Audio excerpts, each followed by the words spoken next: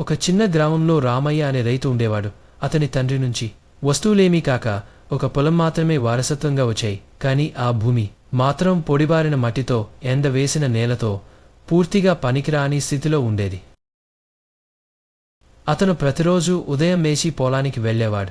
చెరువులో నీళ్లు లేవు, పంటలు పండడం లేదు. గ్రామస్తులు చులకనగా చూసేవారు. ఈ భూమిలో ఏమొస్తుందో అని.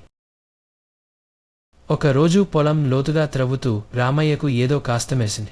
మొదట అతను శ్రద్ధగా చూసుకోలేదు.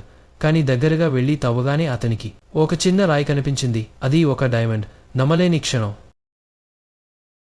తర్వాత అతను అదే చోట కొంచెం లోతుగా తవ్వాడు. మరోటి, ఇంకొకటి. రోజులు గడుస్తున్న కొద్దీ అతని పొలంలో అనేక విలువైన రత్నాలు దొరకసాగాయి. విషయం గ్రామంలో వ్యాపించిపోయింది. అధికారులు వచ్చి పరిశీలించారు.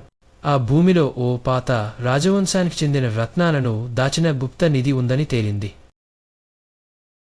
రామయ్య రాజ్యం సరఫరా చేసిన డైమండ్కి అర్హతగా భారీ గౌరవాన్ని, డబ్బును పొందాడు. అతను మాత్రం ఆ డబ్బుతో ఏం చేశాడంటే తన పొలాన్ని మళ్లీ తాను సేద్యం చేసేలా తయారు చేశాడు. గ్రామంలో పాఠశాల, చెరువు, రహదారి నిర్మించాడు.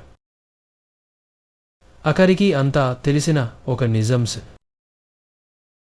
మన అదృష్టం మన పాదాల కిందే దాగి ఉంటుంది. కాస్త శ్రమ చేస్తే అది వెలుగులోకి వస్తుంది.